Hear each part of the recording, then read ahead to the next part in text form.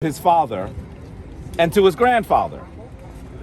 So as we stand here looking at this amazing monument, the Mirkut built by a king known as Khufu. Say Khufu with me. Khufu. We must say his name in order for him to continue to live. You are seeing an engineering feat. You are seeing an architectural feat. You are seeing a mathematic feat. You are seeing a feat of social organization.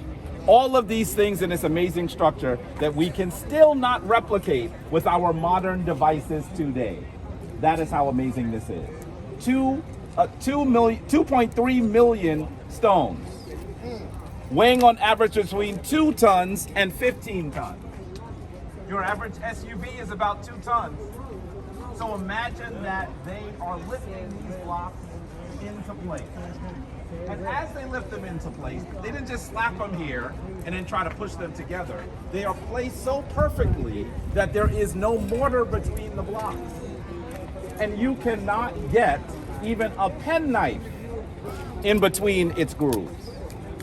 After placing them so perfectly, then they added finely polished Tura limestone.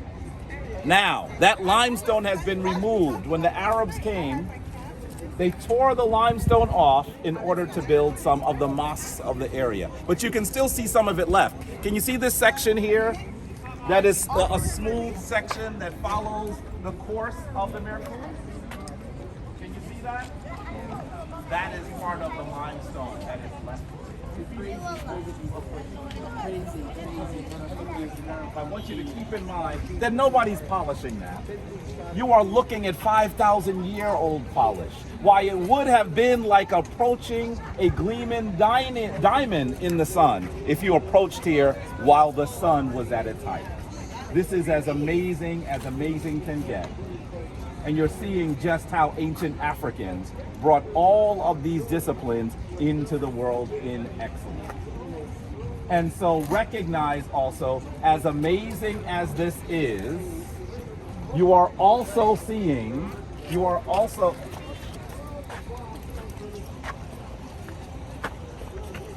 running from a bee. You are also seeing exactly something that you got it?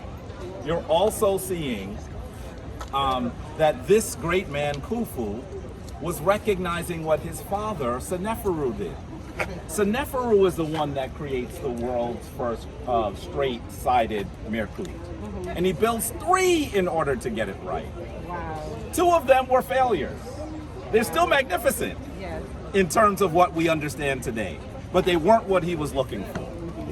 And so as we even recognize that Khufu is recognizing his father, we have to also think of Seneferu, who builds 3.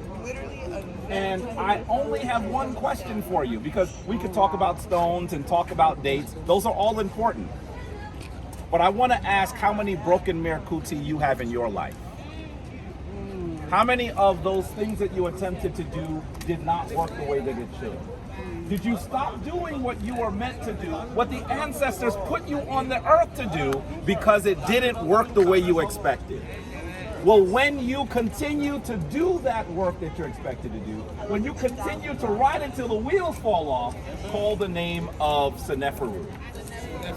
And then recognize, if it was not for Seneferu continuing to work as hard as one could to be successful, Khufu could not get the shine that he gets here. So we're going to go in, well, some of us are going to go into the Great Pyramid, but all of us will get a little bit closer. We're going to start at that site to see a little bit more. Yes, this that Sharif is going to talk about. Yeah.